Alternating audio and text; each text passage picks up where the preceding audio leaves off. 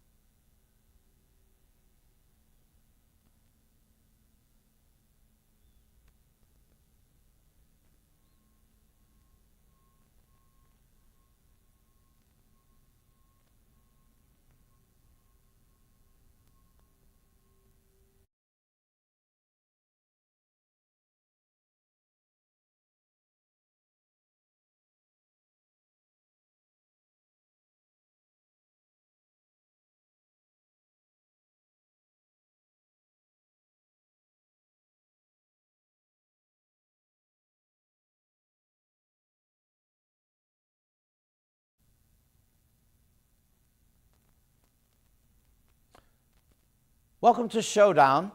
I'm Mark Kasen, and it is Thursday, June 12th, and here we are in the midst of the same insanity, the same craziness, but it keeps getting worse.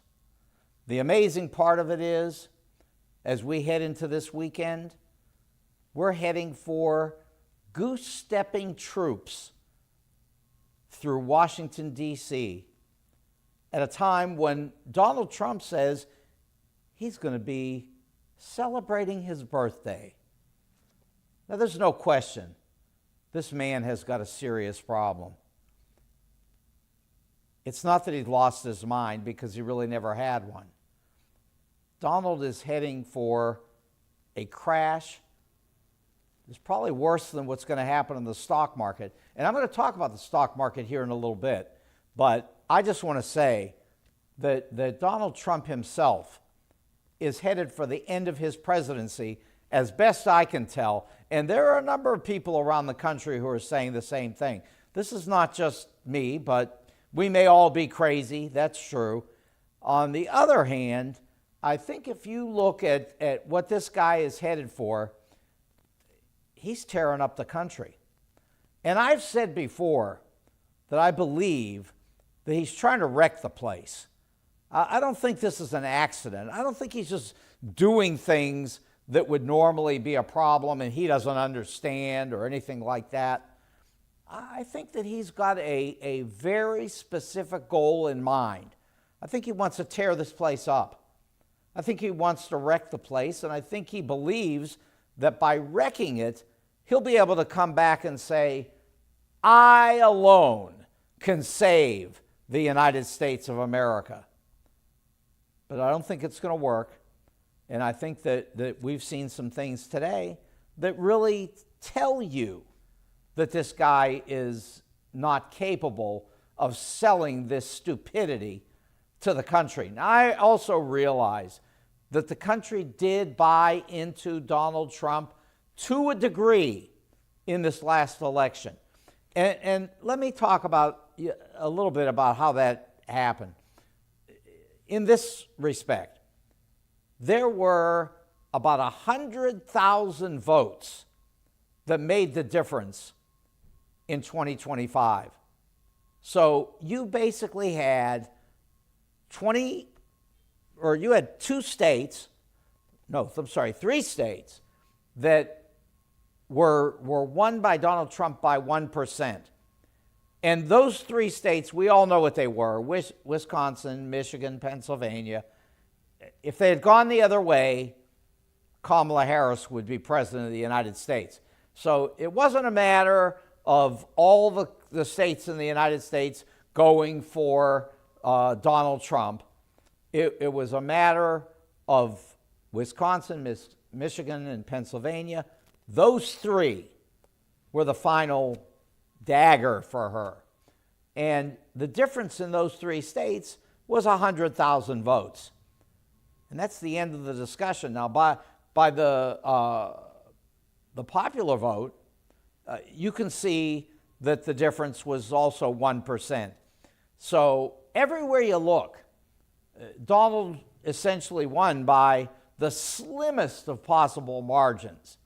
And so it's amazing that even Democrats will say that Kamala really lost this election and that was the end of it. Well, she lost because she didn't have enough votes in the end, but it was the slimmest of possible margins by which she lost this election. So it's first of all not fair to her to say, well, she's out of this because she obviously couldn't do the job. No, that's not true. She didn't win by a landslide. She didn't win by 10 points, which, look, I thought that was possible. It wasn't true. It was wrong. But on the other hand, she did lose this election by 1%. Now, if you listen to Donald, or if you ask Donald, he'll tell you he won by a landslide, that he has a gigantic mandate from the American people. It's not true. It's just him talking. It's just him acting crazy. And if that's all it was, if it was just him acting crazy and we had to deal with this for 4 years, I think there's a chance he could live out his presidency without any kind of major interruption. But I say this. In the first place, it's not something small. It's something enormous. And the enormous part is probably this business with immigrants. I mean, that's probably the biggest of all. And the reason it's so big is not because we're mistreating immigrants, although personally, I happen to like immigration. Personally, I think that we should welcome more immigrants into this country. Personally, I think I agree with Ronald Reagan that the more immigrants that we have in the United States, the stronger we are. And I understand there are people who will say, well, wait a second, these immigrants are illegal. But as I've explained to many people, illegal sort of depends on your definition. Because here's the deal. If you make it illegal to come into the United States in certain ways, if you make it illegal to knock on the door and say, I've got a problem in my country, I'm going to die, well, then it could be illegal for a lot of these people to come here. But in the past, this has not been illegal. We have said to people, you come to the United States, you properly identify the danger that you're in for your country, and you get in our doors because we do not want to allow you to die somewhere else in our hemisphere or anywhere else. So that's one part of it. If you make it illegal, then of course it's illegal. If you say that it's illegal to in any way come across that border, well, then everybody's going to be illegal. If you say that it's legal, if you make an effort to show that you're being devastatingly mistreated in your country, well, then those people are going to get in. And one thing we could do is we could let them in. We could make note of what it is that they say is going on. We could vet if they're dangerous. We could go through all kinds of methods for protecting us from anybody that might want to come in here and do wrong.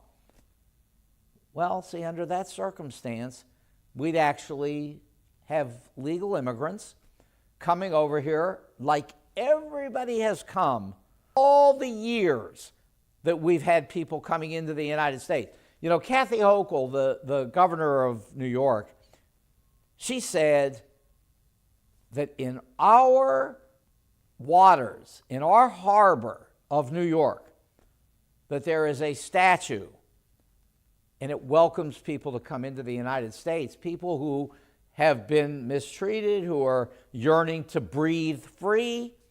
We know what it says on that statue. So if the governor of New York is saying it, then I think we can admit as a country that it's our history. We welcome people to come here from all around the world in order to find freedom and a decent life in the United States of America. That's what we do, and that's why that statue is out there. And I know it came from the French and all that. It was a gift, but that's not the point. We accepted the gift, we put the statue up, and we wanted the message to be delivered to the world. And now, here we are in 2025, and suddenly we don't want that message out there. Well, we could take down the statue. We could vote on it in Congress. And if Congress said, let's get rid of the statue, we could do it. But they won't. And really, if you explained all of this to the American people, I think you'd have tremendously greater support for legal immigration, immigration that we could define as legal in a way that makes sense. We could do it. Now, Donald doesn't want to do it because he thinks he's got the greatest message that any president has ever had, and that message can win any election because people are so fearful that some bad guy with maybe some dark skin is going to try to get into the United States, and they're going to try to slit our throats. And don't get too carried away with me being wrong on this, because he said himself that if you go to the grocery store, you're going to try to buy a loaf of bread, and somebody is going to take a knife and slit your throat. Now, that's what he said. I could bring it up for you on the internet. You can bring it up on the internet yourself. Just put in on Google, slit your throat for a loaf of bread, and it'll come right up. And so there's no doubt in my mind that Donald's playing games with this thing, and he's doing it because he's trying to win support. And I understand from some people that they think that this isn't just general support, it's Donald trying to be sure that he can win the midterm elections. Now, there's another problem that's connected to the midterm elections. For example, Donald could say, the country's in too much danger, it's an emergency, we're canceling the election. And I think he's setting the stage for exactly that kind of proclamation. And we'll see. Maybe it won't be. Maybe we'll hold an election. I hope we do. But I do think that Donald's fearful that he's going to lose. And I think he's trying to do everything possible to guarantee that he can win the midterms. Because here's the deal. In 1 year, if Donald loses the midterm elections, if he loses the House, if he loses the Senate, it's the end of all of this nonsense. Because the Democrats will not only come in and stop him, they'll impeach him. And believe me, if they come in to impeach him next time, with all the evidence that they're going to have against him, I suspect not only will he be impeached, but he could also be convicted. I mean, not today. There's no evidence that that's going to happen today. If you look at the numbers today, you're probably going to come to the conclusion. That's if you look at the numbers today. And it's not on everything. It's only on immigration. I know that we've had some arguments. I know Felicia Hampton was here the other day, and we talked about this percent favorable rating for Donald when it comes to immigration. CNN later in that day and the next day said that not only was it 54, but that it seemed to be skyrocketing. That was their word. I don't know that that's the case. Maybe it is, maybe it's not. But I do think there are a bunch of people out here who think that Donald Trump is doing a great job on immigration because he's going to protect us from all the bad things in the world that could happen. But I also want to say this. None of those bad things are happening. They haven't happened in all the time that we've listened to Donald for 10 years talking about this craziness, all the way back to 2016. And here we are in 2025, and it is obvious this guy is just dead, that people are dying in the streets. He says that immigrants are cities, but the fact is the immigrants are the best actors of all of our people in the entire country. And that's the first thing that the Democrats, if they think they're going to make a case, that is from there, some people who act crazy. They're not going to slice your throat when you go to buy a loaf of bread. I mean, there are a lot of things that could measure this sort of thing. The numbers say that people born in the United States are far more likely to cause you a problem than some immigrant that comes up here from Venezuela. These Venezuelans are more likely to hide than they are to go out and cause a problem. They want a life here. They don't want to get in trouble. They're not going to create a crime. Now, I will say that another person, or even Donald, would say, oh, you don't understand. These are horrible people. These are criminals. They're mentally ill. They're coming out of the mental institutions in Venezuela and Mexico and so forth, and you can't trust them. But that's not what the numbers show. And that's not the way we measure these things. We look at numbers and we try to say, what's the trend? Where are people misbehaving? And the answer is that in general, the best acting people that live in this country are immigrants. And then you could go around and find some other good acting people as well. But the immigrants are by and large the best acting people. Now, if we have numbers that prove that, then the Democrats should be making the case. They should pull out those numbers every week and show how many immigrants are committing crimes.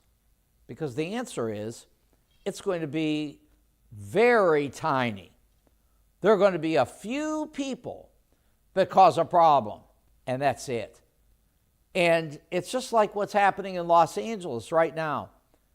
We know that there are protesters all over, and the vast majority are doing nothing wrong at all. On the other hand, here and there, there's somebody who wants to cause a problem for whatever reason. I wouldn't blame it on a Donald Trump supporter trying to make protesters look bad. I'm not into this conspiracy junk. I've been in these demonstrations over the years. There's always somebody who's willing to act crazy. But there's a difference between somebody and everybody. You know, in 1970, I was involved in the anti-war movement. And at UCLA, we had tens of thousands of students demonstrating all the time. And no one got killed. There were some people who got arrested here and there. I was in front of lines of police, just like you're seeing on your television these days. And I did what some of the people out there were doing. I took a camera and I walked straight down the line and took pictures of everybody in that line. And I got the videos of it all. Nobody arrested me. Nobody caught me. They said they were going to attack in 60 seconds. My friends told me when 30 seconds were up, and I ran. But I didn't do anything. All I did was take pictures. And it was only meant to antagonize the police. It wasn't meant to really catch them doing anything, because they really weren't. They were, by and large, obeying the law. However, in one place, and we all know that was in Ohio, at Kent State, the university where 4 young people were murdered by the National Guard. And undoubtedly, those Guards people probably got freaked by something. They got scared. They pulled the trigger. Somebody heard a shot. Maybe another person heard a shot. Next thing you know, 4 people dead in Ohio. We know the song. But let me say this. Overall, troops don't want to come into the United States and kill Americans. In fact, there was a report overnight that the National Guard and the Marines are so upset that they've been put in this position. And they are talking about it, but not tremendously available to the press, but they're talking about it amongst each other. And the stories are getting out, and the morale is very low, and they're really upset that they've been put in this position where they could kill somebody. But here's the deal. I believe, just me, I believe that Donald wants to kill somebody. Maybe he remembers Kent State. Maybe he thinks that would be a good look for him. I think he wants to kill someone. Now, if you listen to what he's saying about his big goose-stepping march in Washington, D.C. that's coming this weekend, he says that if there are any protesters out there, that they're going to be met with heavy force. Heavy force is pretty clear. It doesn't say we're going to be careful and you should be careful. It says don't protest. We don't want any protesters. We don't want anybody out here. And if you come, you're going to be met with heavy force. Heavy force sounds to me like a very dangerous threat coming from the President of the United States. And I would hope that nobody does get killed in Washington this weekend. But I can tell you right now, if those protesters put themselves in front of the troops, the tanks, the president, anyone, I think the chances that somebody could get shot are going to be relatively high. Again, I hope it doesn't happen. And I hope it doesn't happen in Los Angeles. And I hope it doesn't happen in all these other cities around the country where people are clearly coming out to protest. I mean, the protesters aren't being dissuaded by what Donald Trump is doing in Los Angeles. They're actually being encouraged because people rightfully are saying, we have to stop this. This is Donald Trump trying to tear down the democracy. And we need to come out, and we need to be a part of this, and we need to end this Donald Trump autocracy or authoritarian attack on democracy or whatever you want to call it. It is not good. And we need to stop it. So some people have decided that they're going to get out in the streets, which we do in the United States, and which we believe in the United States. It's in the Constitution. You have the right to peacefully protest. Now, if you're a peaceful protester and the government comes out and antagonizes you and pushes you into violence, then you tell me who's responsible. Now, I understand Donald's going to say it's the other way, but Donald's also saying something else. He's saying that he saved Los Angeles from obliteration. That's his words. That Los Angeles was going to be obliterated and that he brought in the troops and he stopped it dead in its tracks. He prevented Los Angeles from being burned to the ground. If you watch what's on that television set, you'll know that's not true. But it's not the only lie that Donald Trump has ever told. That man is a liar. That man is an excellent liar. There isn't a thing that he says that turns out to be the truth for the most part. And let me give you an example. On this tariff story, Donald says he's got a deal with China. Now, China says that there's a framework for a possible deal. I would bet you that it'll go absolutely nowhere. China is not like all of our elected officials who are afraid of Donald Trump. China's not afraid. And they're going to step up and they're going to take action to protect their country. You know, they're the second largest economy in the world. And by the way, the third largest economy in the world is Germany. And then, who's the fourth? Oh, that's right. That's California. California is the fourth largest economy on our planet. And like Canada, like Greenland, Donald Trump thinks he can take over California. And he's got a very big problem in front of him if that's what he thinks he's going to do. California isn't about to give in and become some kind of a special Gestapo headquarters for Donald Trump. That's just not going to be allowed. Gavin Newsom is standing up against it. And interestingly enough, this afternoon, we found that Alex Padilla, senator from California, is likewise not willing to be put in that position. So what I'm going to do is I'm going to sell a few things here first. And then after we sell some food and some clothes and some jewelry, then we're going to come back. And the first thing I'm going to talk about is Alex Padilla. It's important. And it's all part of this attack on immigrants. And even before I go to this break, I want to say at least this much. The Democrats could make this point to the American people, that Donald Trump is trying to destroy any chance of people to immigrate here, or actually emigrate here from another country. That's the right word for it. Immigrants who come here, they want to do good. I think they do. And I think there are a lot of people in this country who are willing to believe it, but you have to tell the story.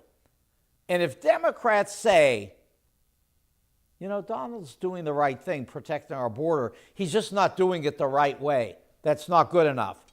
That is caving into Donald Trump, and that is being obsequious, and that is wrong. Because the story is really this. There are immigrants who should be let into this country. It would be good for us. It would be good for them. and could also be good for young people who could go down to the border and could work to help these people to fit into our country. And once they fit in, they could be a valuable addition to the United States. And if we could show people that these people coming in really cause no crime at all, very little, that would be a way to make the case against all of Donald Trump's scary story. No one's eating dogs, no one's slicing throats. And we could do this if we had the guts to say that immigration in the United States can be a good thing. But if we don't tell the story, people will never get it. And I'm just going to say one more thing to show what I'm talking about. Right now, crime in the United States overall, I'm not talking about immigrants, because crime overall is down to an amazingly low level, like a 50-year low. I'm not talking about immigrants, I'm talking about everybody. So happens that of all these people who don't commit crimes, the immigrants are the ones who commit the least crime. But if you ask the American people, how does it look out here? What is crime in the United States today? Well, we did a poll, and this was a Gallup poll, and they found that 75% of the people in the United States believe that crime is at least a 50-year high. But they're wrong. They don't even have this one right. Forget immigration. They think that crime is at a 50-year high, but actually, crime, and this is actually violent crime, is at a 50-year low. This is before Donald Trump. This is the way the United States is today. You can attribute it to all kinds of things, and I can't tell you what the right answer is. I can only tell you the answer. Crime is down. But 3/4 of the people in this country believe that it's way up. So it's very simple. You're going to have to tell the story. If you don't tell the story, no one will ever know. Okay, so I'm going to tell this story. I'm going to tell you how you can get some great clothing. And that's going to be at the St. Louis Suit Company in Clayton. Now, you can find the St. Louis Suit Company, which has been there for 30 years. You can find them on the corner of Central and Forsyth. And I have to tell you, they have everything. They've got suits, they've got shirts, they've got shoes, they've got ties, they've got everything. The prices are low, and I'm just saying generally they're low. It's not a special deal, they're always low. Now the ties are especially low. $5 for a tie. Shirts, I saw some there the other day when I was there for $25. I'm just telling you, they have bargains at the St. Louis Suit Company. And if you really want to bargain on like an overcoat, well, you can go there right now or in the next week or 2 or 3 when it's nice and hot outside, and you get yourself an overcoat, probably a good deal. Because I can tell you right now, the worst deal is going to be when it gets cold outside. The best deal is when no one needs one and no one wants one, and that's when they tend to sell things at good prices. But you're not going to know unless you go there. So go to Central and Forsyth, walk in the door, up the stairs, and you will find suits and ties and shoes and shirts, everything you can imagine. And remember, the St. Louis Suit Company is very, very good when it comes to weddings. And they're famous for this. So if you've got a wedding and you want a man at the wedding, then you go to the St. Louis Suit Company, and you will love what they can do for you. They know how to take care of your wedding. They're good at it. They're good at everything. That's why they've been there for 30 years. Now, if you go to Jewels on Ham Jewelry themselves, they will help you to design jewelry. They've got cases filled with jewelry. And the person that you're going to talk to is the owner. His name is Al. And he, along with his son, AJ, they'll help you. It's a great store. They're really good when it comes to jewelry. And they'll help you get what you want. And they're not going to send you out of there with anything but what you want. That's what they're going to aim for, and that's where they'll get you. But you're not going to know if you don't look. So go to 4506 Hampton and look at all the jewelry.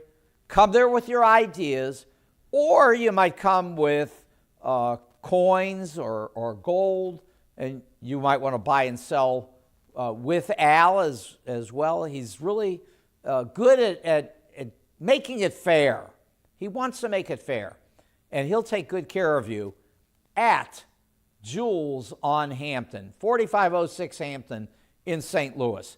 Now, if you start back in the other direction and you get yourself out to 141 and Olive, you're going to come to one of my really good friends who happens to own Telena's. Telena's Italian food, it's just excellent. Now, I'll say this. I'm careful. I don't like my weight to go skyrocketing. You know, like they said on CNN that Donald Trump's positive ratings were skyrocketing, which I don't know if it's true or not. But I don't want my weight skyrocketing. I can tell you that right now. So when I go to my good friend's Telena Italian's restaurant, I'm careful about what I eat. Now, I could go there and eat my favorite, which is spaghetti and meatballs, but if I did it all the time, I would find my weight skyrocketing, and I don't want that. But what I do is, for example, last night I was there, and I had a delicious Caesar salad. I mean, it was good, really good. And for me, they make it without croutons and with light dressing, and I love it. But, you know, you can go there and get the dressing and get the croutons, and you can even get them to put other stuff into that salad for you. So it's up to you. But I will tell you, the salad was delicious. Now, the spaghetti and meatballs are more than delicious. They're terrific. I love the food. I go there all the time. I promise you, you go to Telena's, you're going to have the best food that you've ever imagined when it comes to Italian food. So go see Mehdi. He's terrific. And he's at 141 and Olive. And like I said, the St. Louis Suit Company was there for 30 years. Mehdi has been in Creve Coeur for 40 years. Believe me, you don't last for 40 years unless you're doing a great job. Go to Telena's and you'll find out how. Okay, let's even take you a little further west, and that's over into Chesterfield. And in Chesterfield Valley, you're going to find another friend of mine. His name is Ben, and his restaurant is Wente's, Wente, and Wente's food is excellent. Now, it's different. It's not Italian. In fact, everything there is not exactly what I want, because they've got these wings, these chicken wings everybody loves. But it's not my thing. On the other hand, there are some things that I do love, like the baby back ribs. They are great. And the onion rings are terrific. I put together the baby back ribs and the onion rings, and I've got a meal that I love. But everybody's got different tastes. Some people like the hamburgers, the cheeseburgers, the salads. For sure, the iced tea is outstanding. And all of it is at a very great restaurant, and that is Wente's, 18,000 Chesterfield Airport Road. And I promise you, they do have great food. You'll love it. But again, you got to go try it. You'll know. Think about those baby back ribs. I get it. Maybe you like the wings, but that's your choice. I'll go with the ribs. Okay, that is Wendy's. Okay, so I promised that what I would do after selling a few things is I would talk about Alex Padilla. And this is all just this afternoon. And it's pretty scary stuff. Alex Padilla, now he is a senator from the state of California. Now remember, I already said that California is the fourth largest economy on the planet. So you're not just talking about some backwater guy that's representing a couple of people. I'd hate to say something bad about Wyoming or somewhere in the middle where they have a giant state and no people. But this place has got people. A lot of people and a lot of money. And Alex Padilla showed up at a press conference this afternoon. And this was Kristi Noem, one of the great ones, right? But anyway, Kristi Noem, who we know killed her dog, and that's not us saying it, she said it. But that's another story, and it's not the issue here. Here's the issue. Alex Padilla raised his hand. He wanted to ask a question. Immediately, the police descended on him. They threw him down on the ground. They handcuffed him, and they took him away. Now, Kristi Noem says that this only happened because Alex Padilla didn't identify himself. Well, so much for great liars. Donald's one of the best, probably the best. Kristi Noem, I guess, is going to be up there. She'll be famous for this one because we have a video. And on the video, in walks Alex Padilla, senator from California, and he says, "I'm Alex Padilla, senator from California." And then they throw him down on the ground, they cuff him, and they take him away. Now, I guess that after all was said and done, Kristi Noem realized that there was a video. I guess that's the story. And she went back and said, if only Alex Padilla had told us who he was, because I didn't recognize him, well, everything would have been fine. But we've heard the tape, and he says, I'm Alex Padilla. I'm the senator from California. I'm not some crazed immigrant, which, by the way, I think that's an interesting part in itself. These guys are pretty good when it comes to identifying people that have a look from another country. In this case, Mexico. But honestly, this is an American elected official who works in the United States Senate and had every right to come in there and ask a question, identified himself right away, and got himself arrested, or at least handcuffed and dragged away until they finally decided they better stop it. Only, again, because they had a video, I'm sure, but I have no way of proving whatever the reason was. But I can say this much. In the United States, we don't handcuff senators for asking questions. We don't throw them down on the ground. And we don't act like we're running, army-based governments in foreign countries. We use the United States democratic principles to decide how we're going to treat everybody. And Alex Padilla was clearly mistreated in a very serious way. And, was he hurt? I guess not. Was democracy hurt? I would say absolutely. And then I want to say this. If we keep doing this, we're going to kill somebody. Someone is going to get shot. There's just no doubt in my mind. I'm glad it wasn't Alex Padilla. I'm glad that it hasn't been any of the protesters so far.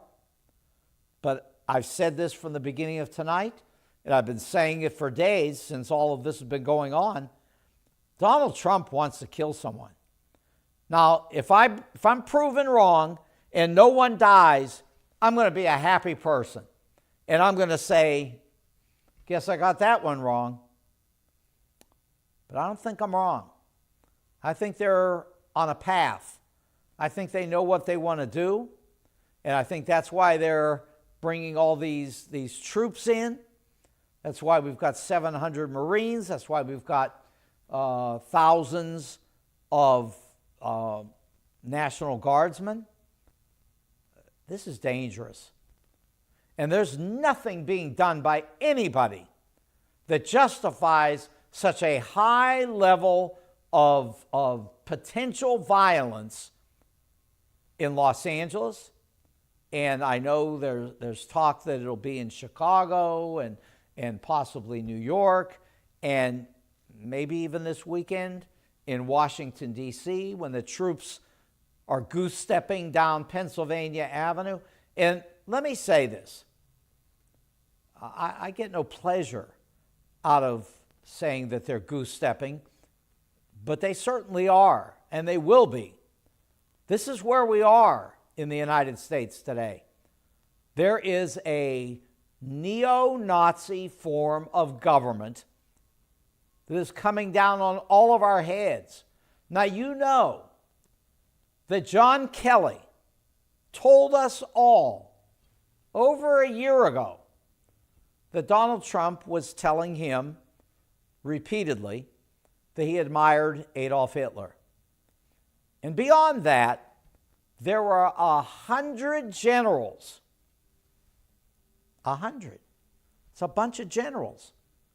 And they signed a letter. And they said, John Kelly is not lying.